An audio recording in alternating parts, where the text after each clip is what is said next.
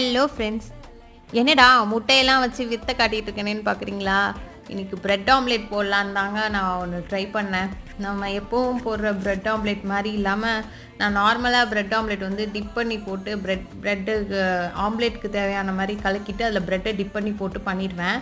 But இன்றைக்கி ஒன்று புதுசாக ஏதாவது ட்ரை பண்ணலாம் அப்படின்னு சொல்லிட்டு இந்த மாதிரி முட்டையை ஊற்றிட்டு அது மேலே ப்ரெட்டை போட்டு எண்ணெயை ஊற்றி என்னமோது பண்ணுவோம் அப்படின்னு சொல்லிட்டு பண்ணேன்.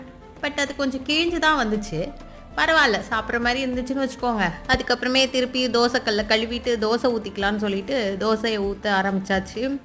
தோசை வந்து சும்மா தோசை இல்லாமல் சரி கொஞ்சம் ஆனியன் போட்டு ஆனியன் தோசையாக சாப்பிட்லாம் அப்படின்னு தோணுச்சு.